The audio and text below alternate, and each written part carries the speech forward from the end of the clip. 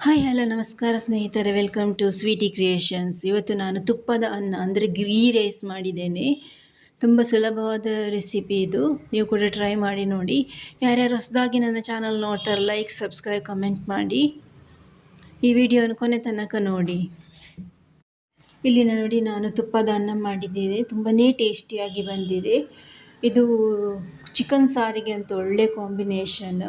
ನಾನು ಚಿಕನ್ ಸಾರು ಕೂಡ ಮಾಡಿದ್ದೇನೆ ಗೀ ರೈಸ್ ಜೊತೆಗೆ. ಇದು ಒಳ್ಳೆ ಕಾಂಬಿನೇಷನ್ನು, ನೀವು ಕೂಡ ಟ್ರೈ ಮಾಡಿ ನೋಡಿ. ಇದನ್ನು ರೆಸಿಪಿಯನ್ನು ಈಗ ನಿಮ್ಮ ಮುಂದೆ ಶೇರ್ ಮಾಡ್ತಾ ಇದ್ದೇನೆ. ಇದಕ್ಕೆ ಬೇಕಾಗಿ ಒಂದು ಬಿರಿಯಾನಿ ಎಲೆ ಬೇಕಾಗಿದೆ. ಅದನ್ನು ಹಾಕಿದರೆ ಒಳ್ಳೆ ಪರಿಮಳ ಬರ್ತದೆ. ಅದಕ್ಕೋಸ್ಕರ ನಾನು ನಮ್ಮ ಸಣ್ಣ ಕೈತೋಟಕ್ಕೆ ಹೋಗಿ ಬಿರಿಯಾನಿ ಎಲೆಯನ್ನು ತರ್ತಾ ಇದ್ದೇನೆ. ಒಂದು 4 ಎಲೆಯನ್ನು ತೆಗೆದುಕೊಂಡಿದ್ದೇನೆ. ಇದನ್ನು ಚೆಂದ ಮಾಡಿ ಕ್ಲೀನ್ ಮಾಡಿ ಸಪ್ರೇಟಾಗಿ ತೆಗೆದಿಟ್ಟುಕೊಳ್ತಾ ಇದ್ದೇನೆ. ಈಗ ಒಂದು ಬೌಲ್ ತೆಗೆದುಕೊಂಡಿದ್ದೇನೆ. ಅದಕ್ಕೆ 3/4 kgಯಷ್ಟು ಬಾಸ್ಮತಿ ರೈಸನ್ನು ಹಾಕ್ತಾ ಇದ್ದೇನೆ. ಇದನ್ನು ಚೆಂದ ಮಾಡಿ ತೊಳೆದು ಒಂದು 15 ನಿಮಿಷಗಳ ಕಾಲ ನೆನೆ ಹಾಕಬೇಕು. ನೋಡಿ, 15 ನಿಮಿಷಗಳ ಕಾಲ ನೆನೆ ಹಾಕಲಿಕ್ಕೆ ಬಿಟ್ಟಿದ್ದೇನೆ. ಈಗ ಒಂದು ಪಾತ್ರೆ ತಗೊಂಡಿದ್ದೆ. ನಾನಿಲ್ಲಿ ಬಿರಿಯಾನಿ ಪಾತ್ರೆಯನ್ನು ತೆಗೆದುಕೊಂಡಿದ್ದೇನೆ. ಅದಕ್ಕೆ 2 ದೊಡ್ಡ ಚಮಚದಷ್ಟು ತುಪ್ಪವನ್ನು ಹಾಕ್ತಾ ಇದ್ದೇನೆ. ಇದಕ್ಕೆ ತುಪ್ಪ ಮಾತ್ರ ಹಾಕಬೇಕು, ಬೇರೆ ಯಾವುದೇ ಎಣ್ಣೆಯನ್ನು ಬಳಸುವಂತಿಲ್ಲ. ನಾನಿಲ್ಲಿ ನಂದಿನಿ ತುಪ್ಪವನ್ನು ಯೂಸ್ ಮಾಡ್ತಾ ಇದ್ದೇನೆ. ತುಪ್ಪ ಬಿಸಿಯಾದ ಕೂಡಲೇ ಅದಕ್ಕೆ ದ್ರಾಕ್ಷಿ ಮತ್ತು ಗೋಡಂಬಿಯನ್ನು ಹಾಕಿ ಚೆಂದ ಮಾಡಿ ಗೋಲ್ಡನ್ ಬ್ರೌನ್ ಬರುವ ತನಕ ಫ್ರೈ ಮಾಡಬೇಕು.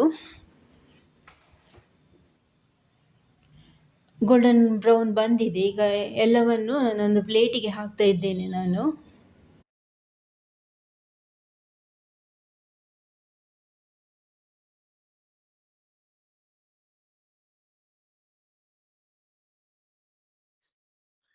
ಎಲ್ಲವನ್ನೊಂದು ಪ್ಲೇಟಿಗೆ ತೆಗೆದಿದ್ದೇನೆ. ಈಗ ಅದೇ ತುಪ್ಪಕ್ಕೆ ನಾನು ಸ್ವಲ್ಪ ತುಪ್ಪವನ್ನು ಸೇರಿಸಿ 4 ಮೀಡಿಯಮ್ ಸೈಜಿನಷ್ಟು ಈರುಳ್ಳಿ ಸ್ಲೈಸ್ ಮಾಡಿಟ್ಟಿದ್ದೇನೆ. ಅದನ್ನು ಹಾಕಿ ಚೆಂದ ಮಾಡಿ ಗೋಲ್ಡನ್ ಬ್ರೌನ್ ಬರೋ ತನಕ ಒಳ್ಳೆ ಫ್ರೈ ಮಾಡಬೇಕು.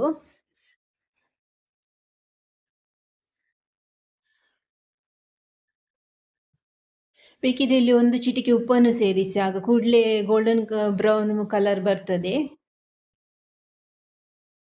ಈರುಳ್ಳಿ ಈಗ ಕಂದು ಬಣ್ಣಕ್ಕೆ ತಿರುಗಿದೆ ನೋಡಿ. ಇದನ್ನು ನಾನೀಗ ಸಪ್ರೇಟಾಗಿ ತೆಗೆದಿಟ್ಟುಕೊಳ್ತಿದ್ದೇನೆ. ಒಂದು ಪ್ಲೇಟಿಗೆ ಇದನ್ನು ಹಾಕ್ತಾ ಇದ್ದೇನೆ. ಆಗ ಗೇರು ಬೀಜ ಮತ್ತು ದ್ರಾಕ್ಷಿಯನ್ನು ತೆಗೆದಿಟ್ಟಿದ್ದಲ್ಲ, ಅದೇ ಪ್ಲೇಟಿಗೆ ನಾನು ಇದನ್ನು ಹುರಿದ ಈರುಳ್ಳಿಯನ್ನು ಸೇರಿಸ್ತಾ ಇದ್ದೇನೆ. ಎಲ್ಲವನ್ನು ಒಂದು ಹಾಕಿ ಮತ್ತು ಸಪ್ರೇಟಾಗಿ ತೆಗೆದಿಟ್ಟುಕೊಳ್ಳಬೇಕು. ಈಗ ಅದೇ ಪಾತ್ರೆಗೆ ಸ್ವಲ್ಪ ತುಪ್ಪವನ್ನು ಸೇರಿಸಿ ಆಗ ನೆನೆಸಿಟ್ಟ ಅಕ್ಕಿಯನ್ನು ಇದಕ್ಕೆ ಹಾಕ್ತಾ ಇದ್ದೇನೆ. ಬಾಸ್ಮತಿ ಅಕ್ಕಿಯನ್ನು 15 ನಿಮಿಷಗಳ ಕಾಲ ನೆನೆ ಹಾಕಿದ್ದೆ ಅಲ್ಲ, ಅದನ್ನು ಇದಕ್ಕೆ ಎಲ್ಲವನ್ನು ಸೇರಿಸ್ತಾ ಇದ್ದೇನೆ. ಬಾಸ್ಮತಿ ಅಕ್ಕಿಯನ್ನು ಸೇರಿಸಿದ ಬಳಿಕ ಒಂದು 5 ನಿಮಿಷಗಳ ಕಾಲ ಅದನ್ನು ಚೆಂದ ಮಾಡಿ ಹುರಿಯಬೇಕು.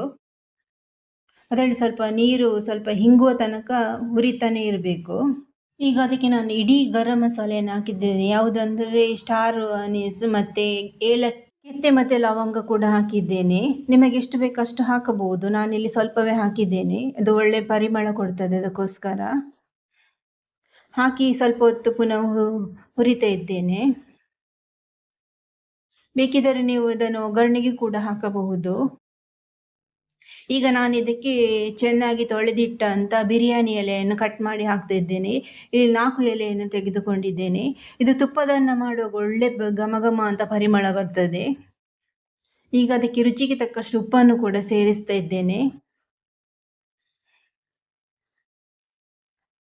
ಈಗ ಸ್ವಲ್ಪ ಹೊತ್ತು ಮಿಕ್ಸ್ ಮಾಡುವ, ಒಂದು 2 ನಿಮಿಷಗಳ ಕಾಲ ಮಿಕ್ಸ್ ಮಾಡುವ.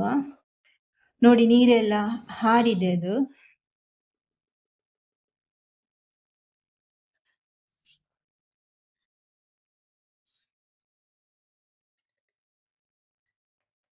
ಈಗ ಅದಕ್ಕೆ ಮೇಲಿನಿಂದ ಸ್ವಲ್ಪ ಪುನಃ ತುಪ್ಪವನ್ನು ಸೇರಿಸ್ತಾ ಇದ್ದೇನೆ. ಈಗ ಸ್ವಲ್ಪ ಹೊತ್ತು ಫ್ರೈ ಮಾಡುವ.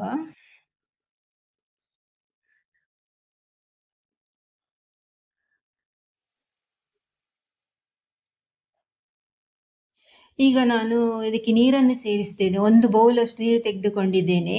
ಇದು ನಾವು ಹಾಕಿದ ಅಕ್ಕಿಗಿಂತ 1/4 ಇಂಚಿನಷ್ಟು ಮೇಲಕ್ಕೆ ಇರಬೇಕು. ಜಾಸ್ತಿ ನೀರು ಹಾಕಬಾರದು, ಒಂದು ಬೌಲಷ್ಟು ಹಾಕಿದರೆ ಸಾಕು.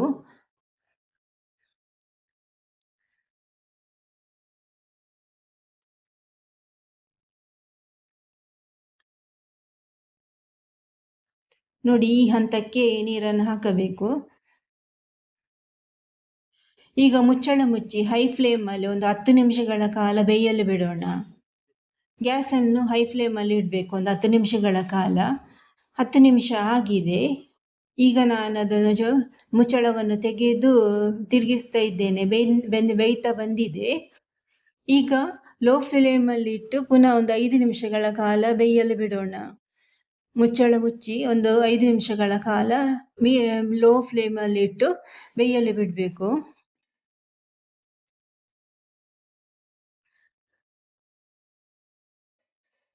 ನೋಡಿ, 5 ನಿಮಿಷ ಆಯಿತು. ತುಪ್ಪದ ಅನ್ನ ಕೂಡ ಬೆಂದಿದೆ.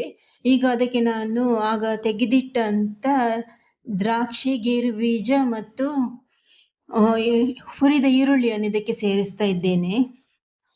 ಬಿರಿಯಾನಿ ಎಲೆ ಒಳ್ಳೆ ಘಮ ಘಮ ಪರಿಮಳ ಕೂಡ ಬರ್ತಾ ಉಂಟು. ಈಗ ಎಲ್ಲ ದ್ರಾಕ್ಷಿ, ಗೇರು ಬೀಜ ಮತ್ತು ಈರುಳ್ಳಿ ಹಾಕಿ ಆಗಿದೆ. ಈಗ ಅದರ ಮೇಲೆ ತುಪ್ಪವನ್ನು ಹಾಕಿ ಒಂದು 2 ನಿಮಿಷಗಳ ಕಾಲ ಪುನಃ ದಮ್ ಕೊಡ್ತಾ ಇದ್ದೇನೆ. ಈಗ ನೋಡಿ, 2 ನಿಮಿಷ ಆಗಿದೆ. ನಮ್ಮ ತುಪ್ಪದನ್ನ ಕೂಡ ರೆಡಿ ಆಗಿದೆ. ಇದು ಚಿಕನ್ ಸಾರು ಜೊತೆಗೆ ಒಳ್ಳೆ ಕಾಂಬಿನೇಷನ್. ನಾನಿಲ್ಲಿ ಚಿಕನ್ ಸಾರು ಕೂಡ ಮಾಡಿದ್ದೇನೆ. ಇದರ ರೆಸಿಪಿ ನಿಮ್ಮ ಮುಂದೆ ಶೇರ್ ಮಾಡಲಿಲ್ಲ.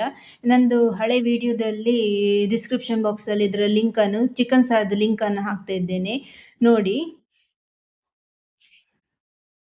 ಈ ತುಪ್ಪದನ್ನದ ರೆಸಿಪಿ ನಿಮಗೆ ಇಷ್ಟ ಆದಲ್ಲಿ ಲೈಕ್, ಸಬ್ಸ್ಕ್ರೈಬ್ ಮಾಡಿ. ಈ ವಿಡಿಯೋನ ಕೊನೆ ತನಕ ನೋಡಿದ್ದಕ್ಕಾಗಿ ಧನ್ಯವಾದಗಳು. ನಿಮ್ಮ ಸಪೋರ್ಟ್ ಯಾವಾಗ ಸ್ವೀಟಿ ಕ್ರಿಯೇಷನ್ಸ್ ಜೊತೆ ಇರಲಿ. ಮತ್ತೆ ಹೊಸ ರೆಸಿಪಿಯೊಂದಿಗೆ ಸಿಗೋಣ. ಧನ್ಯವಾದಗಳು.